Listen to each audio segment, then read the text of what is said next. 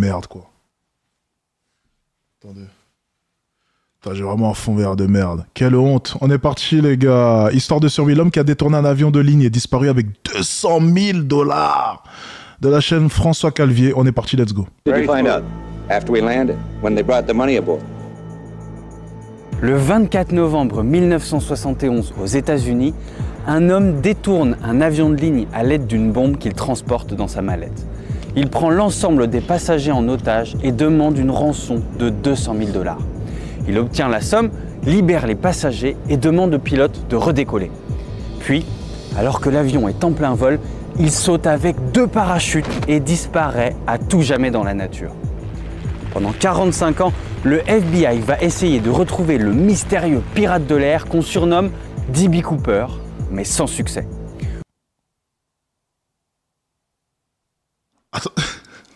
Attendez. Il a détourné un avion de ligne. On lui a livré 200 000 €. Il a fait décoller l'avion. Il a sauté en parachute. Et on l'a jamais retrouvé.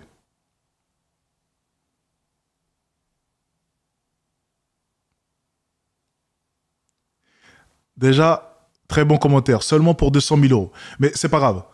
Juste, je sais que c'est pas bien. Mais le mec est fort. Non, c'est pas bien. Attention. Mais le mec est fort. Il n'y a rien à dire, On ne retrouvera jamais la trace du gentleman et le mystère reste aujourd'hui encore entier. Ah, t'imagines ou pas? Genre là, maintenant, là, le mec, il a genre peut-être 70 ans. Il est comme ça, il est posé. Et lui, il sait ce qu'il a fait. Lui, il sait, tu vois. Toi, tu sais pas, mais lui, il sait. Il sait ce qu'il a fait. C'est excellent. C'est incroyable. Yo tout le monde et bienvenue dans ce nouvel épisode d'Histoire de survie. Aujourd'hui, je vous retrouve pour un épisode un peu spécial.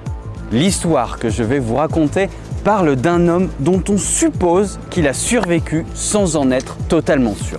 C'est l'histoire de Dan Cooper, un des pirates de l'air les plus emblématiques du XXe siècle. Ce gentleman qui, sans faire usage de la violence, est parvenu à voler 200 000 $ et à disparaître des radars avec son butin. Mais avant de découvrir l'histoire de D.B. Cooper, les amis, laissez-moi vous présenter NordVPN, le partenaire de cet épisode.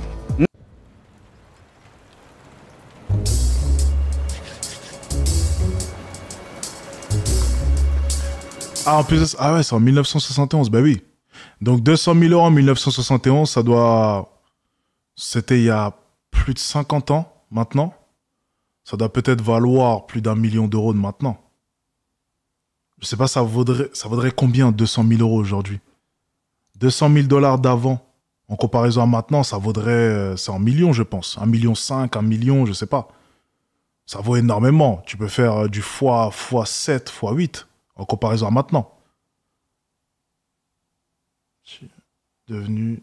Je sais pas, bref. L'histoire de D.B. Cooper, le pirate de l'air le plus connu du XXe siècle, commence le 24 novembre 1971 à l'aéroport de Portland aux États-Unis. Un homme d'une quarantaine d'années entre dans l'aéroport. Il porte un costume noir tiré à 4 épingles et transporte une petite mallette. Non, le mec est fort. Le mec est fort, no cap, le mec est fort. Au comptoir, il se présente sous le nom de Dan Cooper et paie son billet d'avion en liquide. À cette époque, on n'a pas besoin de papier d'identité pour prendre l'avion et les services de sécurité de l'aéroport ne fouillent pas non plus les bagages des passagers. C'est à l'époque. Dan Cooper, une époque bien lointaine. Monte alors à bord d'un Alors on me dit 1,7 million. Ok. Boeing 727 à destination de Seattle et choisit de s'installer au fond de la cabine sur le siège 18E. L'homme est calme et décontracté. Il commande un bourbon soda à l'hôtesse de l'air et s'allume tranquillement une petite cigarette. À cet instant, personne à bord ne soupçonne qu'il est en réalité un pirate qui s'apprête à détourner l'avion et prendre tout le monde en otage. Damn. Il est à peu près 15 heures et l'avion atteint son altitude de croisière. Dan Cooper lève alors la main et fait signe à Florence Schaffner, une hôtesse de l'air. Elle s'approche de lui et ce dernier lui tend une note de papier. L'hôtesse, qui pense qu'il s'agit du numéro de téléphone de l'homme, la range dans son sac à main sans même la regarder. Mais alors qu'elle s'apprête à se remettre au travail, Dan Cooper se penche vers elle et lui chuchote « Vous feriez mieux de lire cette note, j'ai une bombe ». Florence Schaffner s'exécute et lit la note sur laquelle il est écrit « J'ai une bombe dans ma mallette, je m'en servirai si nécessaire, je veux que vous restiez à mes côtés, vous êtes détourné ». L'hôtesse obéit, mais prise d'un doute, elle demande calmement si elle peut voir la bombe. Cooper ouvre alors discrètement la mallette. À l'intérieur, l'hôtesse peut apercevoir 8 gros cylindres rouges entourés de câbles, le tout relié à une batterie. Elle comprend donc que tout ceci n'est pas une blague. Dan Cooper lui fait alors part de ses exigences. Il demande 200 000 $, 4 parachutes et un camion-citerne prêt à faire le plein de l'avion quand ils arriveront à Seattle.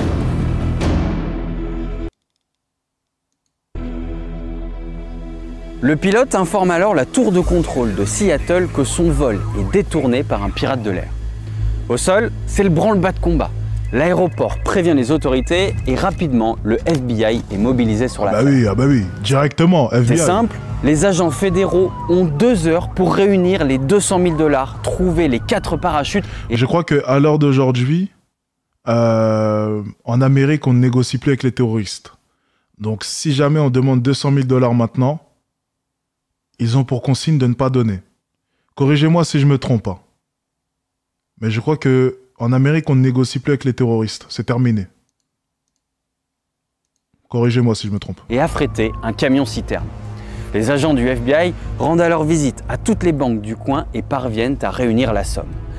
10 000 billets de 20 $ pour un total donc de 200 000 $. Mais le protocole leur impose de noter les numéros de série des billets afin de pouvoir les tracer par la suite. Pris par le temps, le FBI se retrouve à photographier les planches entières de billets de banque. Pour les parachutes, ils ont moins de mal et se fournissent auprès d'une école de parachutisme de Seattle. Finalement, après avoir tout rassemblé, ils informent le pilote de l'avion qu'il peut enfin atterrir.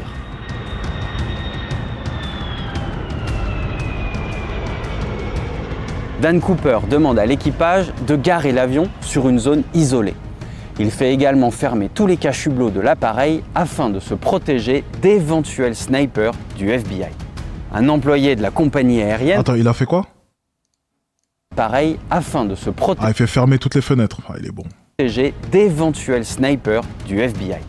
Un employé de la compagnie aérienne s'approche alors de l'avion et dépose la rançon et les 4 parachutes à bord de l'engin. Ensuite, Cooper ordonne à l'ensemble des passagers d'évacuer l'avion. Il libère également 2 hôtesses de l'air, dont celle qui est restée assise près de lui pendant le vol. À leur sortie, les passagers qui n'ont toujours pas connaissance de la situation découvrent un parterre de journalistes et de policiers. Ils apprennent alors qu'ils ont été détournés par un pirate de l'air. Putain, les passagers ne le savaient même pas, il a fait ça en douceur, très très fort. The crew kept us ignorant of what was taking place, I guess, to avoid a panic. And so we really didn't know what was taking place. We cruised around for 2.5 hours up there. It wasn't until we got off the plane, got near a vehicle, and it looked like a money bag was being handed over. Putain. Pendant que l'avion est réapprovisionné en carburant, des agents tentent de négocier avec le pirate afin qu'il se rende. Mais Dan Cooper Ah, un mec aussi bien organisé, il va pas se rendre comme ça. refuse Il sait ce qu'il fait. et au bout d'un moment, il répond « Place au spectacle ». J'ai dit, ce mec-là, il a échafaudé son plan depuis très longtemps. Il sait exactement ce qu'il fait. Ils vont pas l'avoir Dan comme ça. Cooper ordonne au commandant de faire redécoller l'avion et de prendre la direction de Mexico City. Le pirate de l'air ajoute quand même quelques consignes supplémentaires. L'avion doit voler à la vitesse la plus lente possible, soit environ 185 km/h. Il ne doit également pas dépasser les 3000 mètres d'altitude, avoir constamment son train d'atterrissage déployé et ne pas être pressurisé. Le pilote alerte immédiatement Dan Cooper qu'avec cette configuration de vol, justement, l'avion n'atteindra jamais Mexico City avec un seul plein. Les 2 hommes décident donc qu'ils feront une halte à Reno, dans le Nevada, pour ravitailler l'avion. À 19h40, le Boeing 727 redécolle avec à son bord Dan Cooper, une hôtesse de l'air les 3 pilotes, 4 parachutes et les 200 000 $. Dès le décollage, l'US Air Force déploie 2 avions de chasse pour suivre la trajectoire du Boeing. L'un vole au-dessus, tandis que l'autre vole en dessous afin de rester hors de vue du pirate de l'air. À l'intérieur du Boeing, Dan Cooper demande à l'hôtesse de l'air de lui expliquer comment ouvrir l'escalier arrière de l'appareil. Ah, il n'y avait pas Internet encore à cette époque. Il aurait pu le savoir avec Internet. Là, il a été obligé d'apprendre sur place, directement. Ensuite, le pirate Excellent. invite l'hôtesse à Il a pensé à tout. rejoindre les pilotes dans le cockpit, de s'y enfermer et de ne jamais en sortir. L'hôtesse s'exécute, mais avant de verrouiller la porte du cockpit, elle jette un dernier regard à Cooper et l'observe en train de nouer quelque chose autour de sa taille. Probablement le sac avec l'argent. Puis elle ferme la porte. Elle ne le sait pas encore, mais elle est la dernière personne à avoir vu Dan Cooper. Damn. Cela fait à peine 20 minutes que l'avion a redécollé qu'une alarme se déclenche dans le cockpit de l'appareil.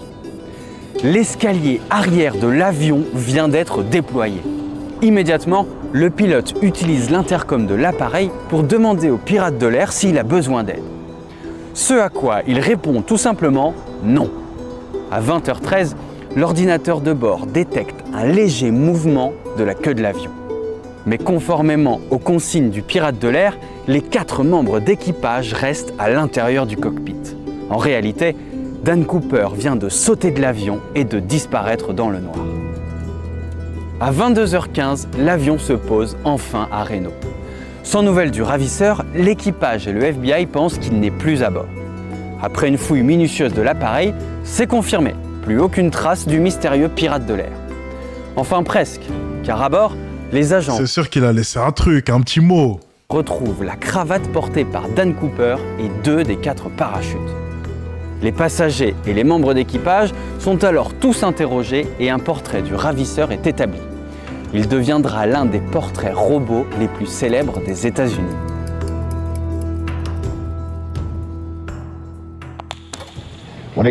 Les avions de chasse n'ont pas vu sauter, il a sauté de nuit. Il a sauté de nuit. Il a sauté de nuit, si je ne me trompe pas. Il a dit disparu dans le noir, donc il a fait ça de nuit.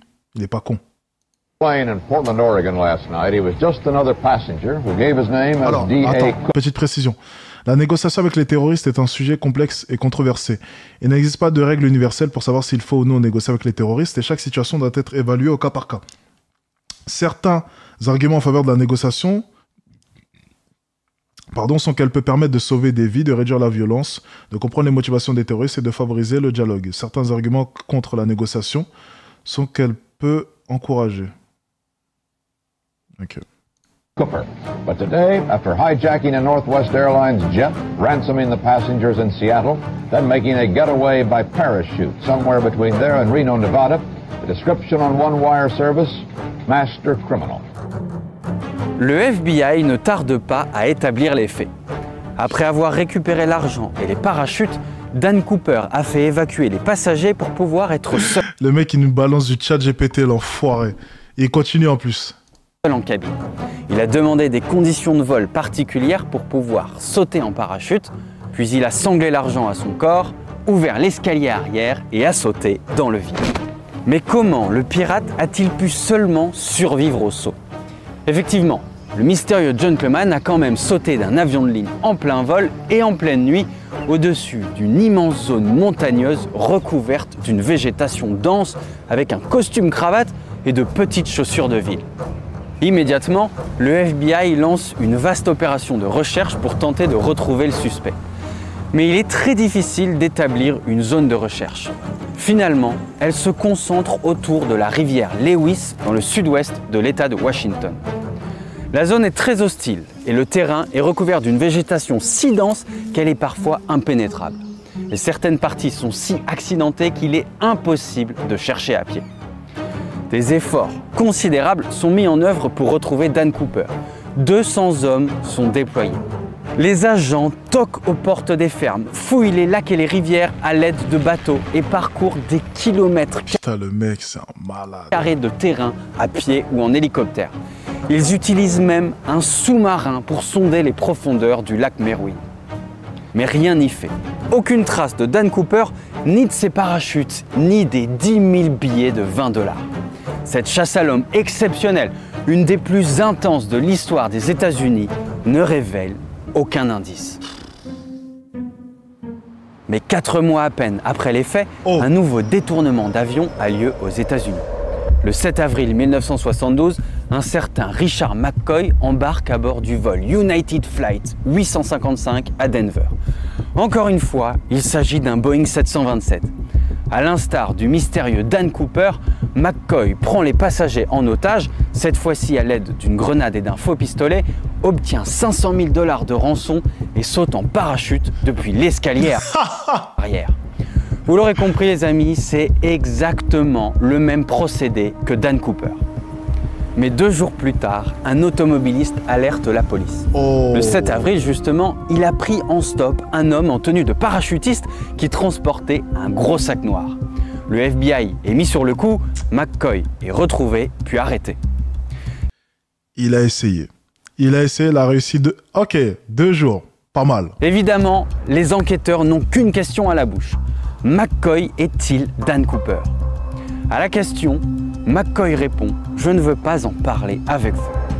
Finalement, l'homme est abattu 2 ans plus tard par le FBI après s'être évadé de prison. Il n'a jamais admis ni nié être Dan Cooper.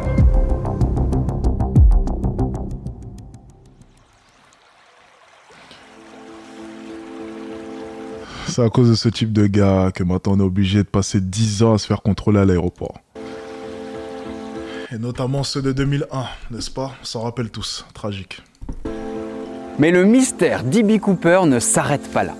7 ans plus tard, l'affaire connaît un nouveau rebondissement.